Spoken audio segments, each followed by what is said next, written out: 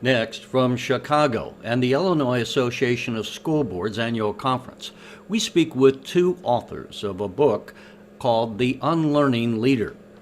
It tells us how some of the things we learn in life have to actually be unlearned as events warrant. This runs about 12 minutes. Gentlemen, thanks for joining us on the Illinois channel. And you recently wrote a book together called The Unlearning Leader, Leading for Tomorrow's Schools Today. And we wanted to talk to you about your book. And first of all, Nick, if I might, how did you come up, what was the purpose of writing this book? Mike and I were at a conference together a while back, and we heard a speaker who asked the people in the room what two colors make up a yield sign. And most people said yellow and black, which was true until 1971. And they've been red and white ever since. And the takeaway was that we learn a lot of things in our life, but we have a hard time unlearning them when they're no longer true. And so we wanted to take that topic and lay it upon education and see what truths needed to be unlearned. It's kind of a fascinating question because I probably couldn't have answered that myself. And yet we see these all the time, and that's kind of, I guess, underscores the point. Huh? Right. And Michael, what is your thoughts? Why, when you heard all of this, what was your motivation? What clicked with you that said, yes, we need to write this? Well, I'll tell you, there's so much in education that we do just because we've always been doing it that way, or like twa-di. And it was an aha moment saying, wait a minute, I know a yield sign is red and white. I taught driver's ed, actually, ironically. And but I learned that it was yellow and black. Now, there's so many other things in education that I learned, so I still take as reality. And as a leader, as a school leader, with the board, we've got to help people unlearn. And not forget, but unlearn and break that down so we can create brand new realities for our students. And actually, courageous change management and courageous leadership is from what Nick and I have done in our experiences we've been blessed to do with great support. And it's been all about unlearning. Let me get the process. So you heard the speaker. Then did you write the book and then try to implement that, or did you hear the speaker try to implement some of the strategies and then write the book because you found they were working? It was kind of all together. I would say yes to all of that. We heard the speaker, we came up with the idea for the book, but we looked to some examples of things that have been happening in our schools and some of our colleagues that we've met across the country. So there are voices from superintendents and leaders across the country in the book as well, sharing examples from their work. How about you, Michael? Well, I'll tell you, it's all of the above. Nick and I started a Twitter chat for all educational leaders. It's originally designed for superintendents. It's called #SupChat, SUPTCHAT. It takes place the first Wednesday of every month, 7 p.m. Central. And originally, we just did it to stay in touch with some people around the country that we became friendly with and professionally friendly with through a leadership program. Well, all of a sudden, it turned into something even larger. And as we were doing leadership and as we were practicing our craft and working with one another, we realized the superintendency is no longer a lonely post. And if it's still lonely for someone, we want to help them unlearn that and bring it down. And we share some anecdotes of leadership, some real experiences. And again, like Nick said, we have commentaries from superintendents around the country and a gentleman who was a principal at that time. So we have various voices. Because just because you have a title or a referent authority doesn't mean that we know everything. We're just two goofy guys from suburbs of Chicago working with some great people to do some really cool work.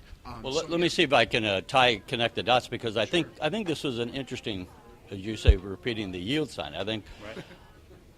I have made the point. I went to the school, grade school, back in the 1960s, and when we think about education, I think there's a lot of us walking around in society, whether in education or anything else, we extrapolate our own life experience to say that's the way it is in schools, but often it's not at all like that, right? And so how do we get people to unlearn?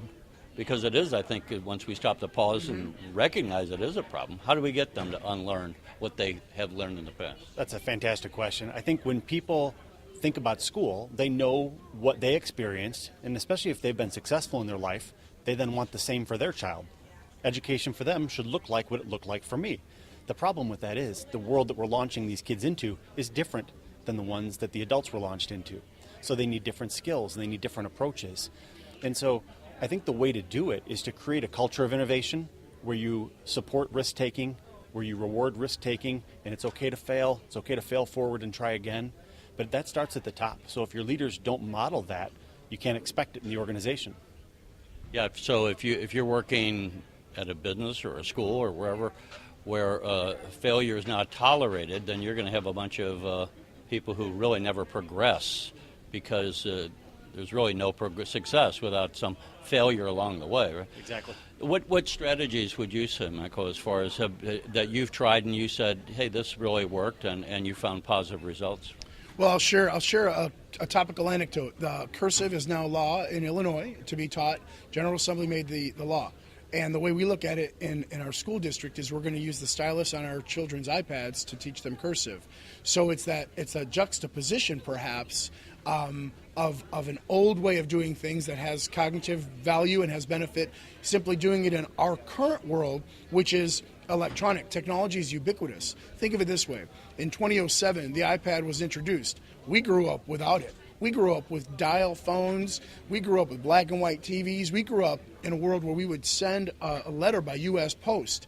Well, so much change is so fast. In order for us to cognitively grapple with the acceleration of our knowledge and intellectual sort of society, I think there's no other way to succeed, thrive, or even live without unlearning. And the best way to unlearn is by purchasing a copy of The Unlearning Leader.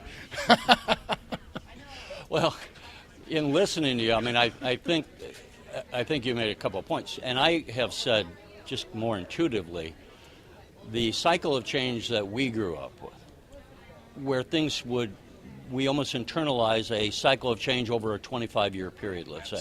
But now that's happening maybe in 5 years.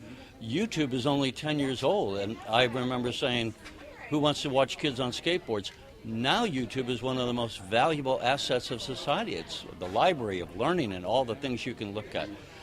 So on one hand, maybe people are open because we all recognize, hey, they're right, but what number one are the skills that you take? I mean, somewhat you've answered that, but what would you tell people who are listening to this and say, here's how you implement the unlearning process? And to what extent have you found that people are resistant? Because so many people are resistant to change, and if you run into that, what's a way of coping with that resistance? Yeah, sometimes I use the term educational inertia. Newton's laws of motion, an object at rest stays at rest, an object in motion stays in motion. That's the way we've always done it problem. So it takes that unlearning leader to come in and disrupt the inertia to send the organization in a different direction. So you need a board that's going to support you. You need forward-thinking educators. You need to support your staff and help them in the places they are, because every one of those teachers and support staff members are in a different place and with a different comfort level for change. So you need to find ways to support them so they can be successful in the change. Otherwise, it'll never benefit the students. But let's say, on the other hand, maybe what's being suggested, and we've talked about the right to fail too. Well, maybe what's being suggested is a bad idea. We may not recognize it when it's being proposed, and you're going to have some pushback and say that'll never work, and maybe those people are right. So is there any accountability? How do you reverse when you say, here's an initiative? Do you build into the process a review, a stop and say 6 months, 1 year, at some point we look and go, did that work? Was that a better way? I think humility is essential. And I think in an environment where you, the leader, has a degree of humility and you're humble enough and honest enough and authentic enough to say, hey, here is what we aimed to do. Here is what we did.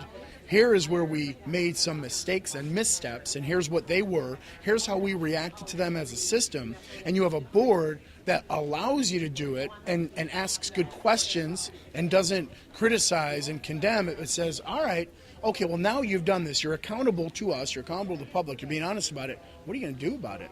And then you have your team come up with the plan and you do it.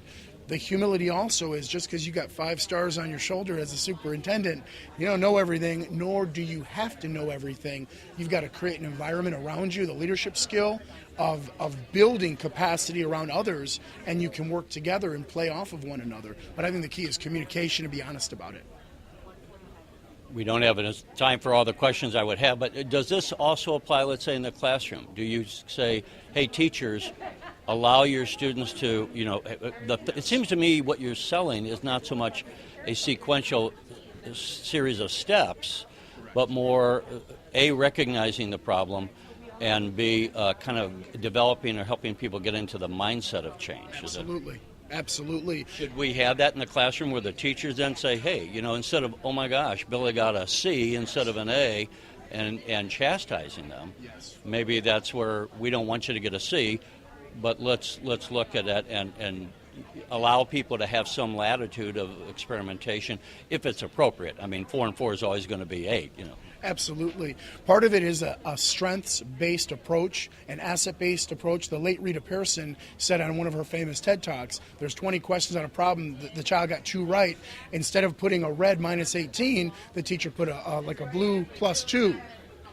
So you take where you're at and then you start building and scaffolding on it. That's one concept, is focus on the strengths. Don't create conditions where students are unable to fail. Students need to fail. They need to face rejection. Safe, appropriate, all of that stuff with those right conditions so they can get themselves back up, and you can equip them with the skills so they know how to solve problems. If we solve all the problems for them, we're going to create a real rough society of non-resilient folks who can't do anything. We want to do just the opposite and create resiliency and skills and ability to solve problems. Yeah, I think that's actually a very good point. If people are interested in getting the book, where do they get it?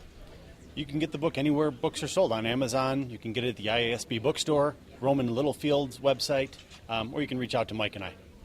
Thank you so much Gentlemen, for taking thank the you. time. Thank you.